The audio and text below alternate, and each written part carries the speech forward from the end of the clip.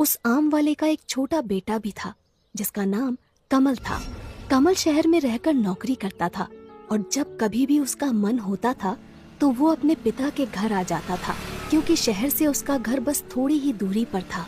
रक्षाबंधन से ठीक एक दिन पहले कमल शहर से अपने घर वापस आ जाता है और अपने पिताजी से कहता है, पापा, मैं रक्षाबंधन की छुट्टी लेकर घर आ गया हूँ और अगले 3-4 दिन तक यही रहूंगा। वो आम वाला कहता है, हाँ बेटा, तुम अंदर जाकर आराम करो। मैं जरा खेत देख कर आता हूँ। आजकल रात को बहुत सारे जानवर घुस आते हैं। वो किसान खेत देखने चला जाता है और थोड़ी देर बाद वापस आ जाता है। कमल अपने पिताजी से कहता है, पापा, मुझे लगता है हमें अब आम की खेती नहीं करनी चाहिए। एक तो आम केवल गर्मियों में होते हैं और फिर साल भर इंतजार करना पड़ता है। इससे अच्छा हम कोई ऐसी खेती क्यों ना करें जो पूरे साल भर पैदा होती हो और इससे हमें बहुत ज्यादा आमदनी भी होगी। तब कमल के पिताजी कहते हैं, तुम ठीक कहते हो बेटा, लेकिन मैं आम की खेती नहीं छोड़ना चाहता। मेरे बाप दादा भी आम की खेती किया करते थे। इतना कहकर कमल के पिताजी अंदर चले जाते हैं और कमल सोचने लगता है, अब पिताजी तो आम की खेती छोड़ने वाले नहीं। मुझे शहर जाकर कोई ऐसी दवा लानी होगी जिससे हमारे आम पहले के मुकाबले कई ज्यादा बड़े हो जाएं। इसके बाद रक्षाबंधन की छुट्टियां खत्म हो जाती हैं और कमल वापस शहर चला जाता है। इस तरह समय गुजरता जाता है और अब धीरे धीरे गर्मी का महीना शुरू होने लगता है। हर बार की तरह इस बार भी गर्मियां शुरू होते ही कमल शहर से वापस अपने गांव की तरफ निकल पड़ता है। रास्ते में एक बहुत बड़ा जंगल पड़ता था। कमल जंगल से गुजर रहा था कि तभी उसे एक पेड़ के नीचे संत महात्मा दिखाई देते हैं। कमल अपनी बाइक खड़ी करके संत महात्मा के पास जाता है और कहता है, प्रणाम महात्मा जी। कमल की आवाज सुनकर महात्मा जी अपनी आंखें खोलते हैं और कमल से कहते हैं, आयुष्मान भव। बोलो बेटा, क्या कहना चाहते हो? कमल थोड़ा हिचकिचाते हुए कहता है, वो महात्मा जी, मेरे पिताजी सालों से आम की खेती करते आ रहे हैं, लेकिन आम की खेती से हमें ज्यादा पैसा नहीं मिलता। आप कोई उपाय बताइए ताकि हम ज्यादा से ज्यादा कमा सकें। तब वो महात्मा जी ध्यान लगाते हैं और उनके हाथ में एक दिव्य जल की मटकी प्रकट हो जाती है। महात्मा जी कमल से कहते हैं, बेटा, ये जादुई दिव्य जल है। इस मटकी के अंदर तुम जो कुछ भी रख दोगे वो जादुई हो जाएगा, लेकिन याद रहे, इसका उपयोग तुम केवल एक ही बार कर सकते हो। कमल वो मटकी लेकर अपने घर आ जाता है और रात भर सोचता है कि उसे जादुई जल का उपयोग कैसे करना चाहिए। तभी उसके दिमाग में एक आइडिया आता है।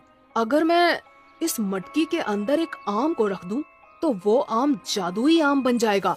फिर मैं उस जादुई आम की मदद से जो चाहे वो कर सकता हूँ। और कमल बागीचे से एक आम तोड़कर उस मटकी में रख देता है और सो जाता है। अगली सुबह जब कमल सोकर उठता है तो उस मटकी का दिव्य जल गायब हो जाता है और उसके अंदर वो आम ज्यों का त्यों रखा हुआ था। कमल को महात्मा जी की बात याद आ जाती है। इस जादुई दिव्य जल का उपयोग तुम केवल एक ही बार कर सकते हो। कमल उस आम को मटकी से बाहर निकालता है और अब वो आम जादुई आम बन चुका था। कमल उस जादुई आम को हाथ में लेकर कहता है, मुझे एक बहुत बड़ा आम चाहिए।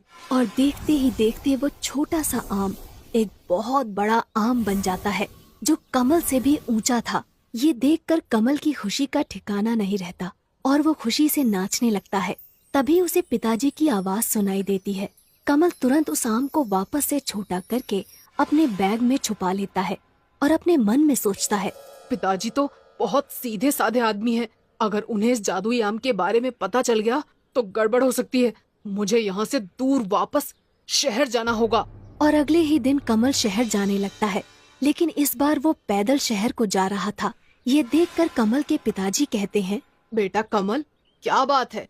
इस बार तुम अपनी मोटरसाइकिल नहीं लेकर जा रहे हो क्या? तब कमल कहता है, नहीं पिताजी, मुझे अब इस मोटरसाइकिल की जरूरत नहीं। मेरे दोस्त के पास बहुत सारी मोटरसाइकिल है। इतना कहकर कमल शहर की तरफ निकल पड़ता है। जंगल में पहुंचते ही कमल अपने बैग से वो जादुई आम बाहर निकालता है और उससे कहता है, मुझे एक जादुई विशाल आम की बाइक चाहिए। और देखते ही देखते वो आम एक बहुत बड़ी आम की बाइक बन जाता है।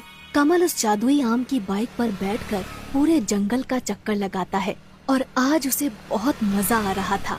तभी अचानक जंगल में हाथी आ जाते हैं और कमल के पीछे पड़ जाते हैं। पहले तो कमल बहुत घबरा जाता है, लेकिन फिर वो अपनी आम की बाइक से कहता है, तुम इन हाथियों से भी बड़ी बाइक बन जाओ।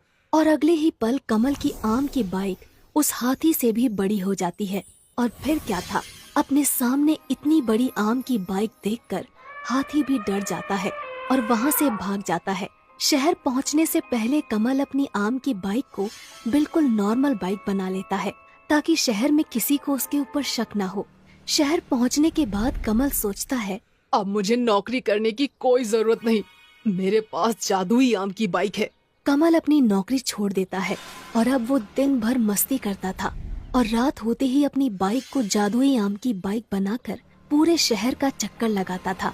कुछ दिनों तक इसी तरह चलता रहता है, लेकिन एक रात को कमल को उसका दोस्त देख लेता है और कहता है, अरे बाप रे, इतनी बड़ी आम की बाइक! अब मैं समझा कमल के पास इतना सारा पैसा आ कहाँ से रहा है। आजकल इसकी इतनी अकड़ बढ़ गई है, इसे सबक सिखाना ही पड़ेगा। अगली सुबह होते ही कमल का वो दोस्त कमल के पास पहुंच जाता है और उससे कहता है, अरे भाई, तुम तो हमें भूल ही गए। तब कमल कहता है, नहीं नहीं यार, ऐसा कुछ नहीं है, बस टाइम नहीं मिला इसलिए तुमसे मिल नहीं पाया। तब कमल का दोस्त कमल से कहता है, अरे बाप रे, हाँ हाँ कोई बात नहीं, आज तुम्हें मेरे साथ चलना ही होगा। हम दोनों रात को